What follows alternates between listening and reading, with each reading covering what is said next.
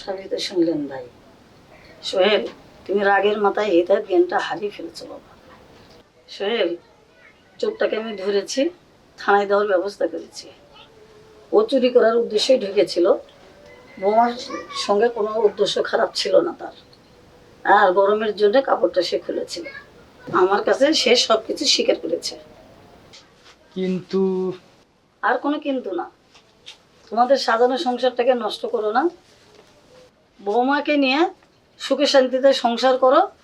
হ্যাঁ, আমি এখন উঠবো, আমার একটা বিচার আছে। এই গাড়ি বের করেন তো, বাই চলেন।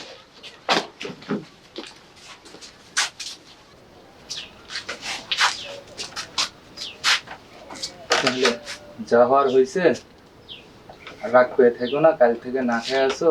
চলো দুজনে একসাথে যা খাওয়া দাওয়া করে নি। আমারই ভুল হয়েছে, আমি বুঝতে পেরেছি।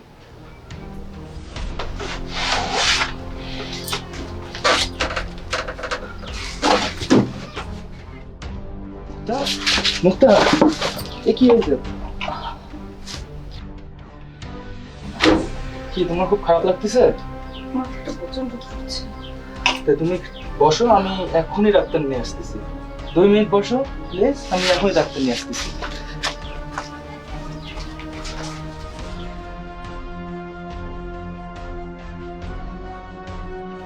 দেখি যত নিঃশ্বাস নেই।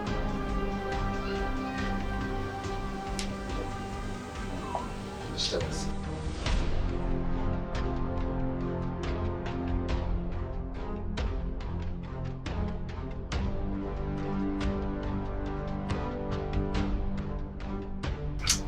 আচ্ছা, রোগীর নামটা জানো কি?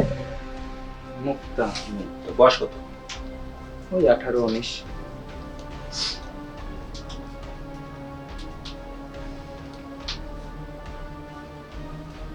বড় কিছু আছে ডাক্তার সাহেব? না, তেমন কিছু না। আপনার স্ত্রীর শরীরে আরেকটা প্রাণের স্পন্দন দেখা যাচ্ছে। তার মানে কি, আপনি বাবা হতে চলেছেন। মাশাআল্লাহ, মাশাআল্লাহ। এই ওষুধগুলো দিলাম, দোকান থেকে নিয়ে এসে খাওয়াবেন, আর বেশি বেশি শাকসবজি খাওয়াবেন। তাতে সুন্দর সুস্থ বাচ্চার বাবা হবে। আজকে আমি আসি, চলে গেলাম। আমার রোগীর চেম্বার অনেক ঢিল হয়ে গেছে, আজকে সময় দিতে পারলাম না। ঠিক আছে, ভালো থাকবেন, সুস্থ থাকবেন। আমি আগে দিয়ে আসি স্যার? না, আমার গাড়ি আছে, আমি যেতে পারবো। আচ্ছা, ইনশাআল্লাহ। ও আচ্ছা, তো কালকে তুমি এই কারণে মাথা ঘুরে পড়ে গেছিলে। সরি জান, আমার ভুল হয়ে গেছে, তুমি আমাকে ক্ষমা করে দাও, আমি বুঝতে পারিনি। তুমি তো কালকে আমার কোনো কথাই শুনলে না।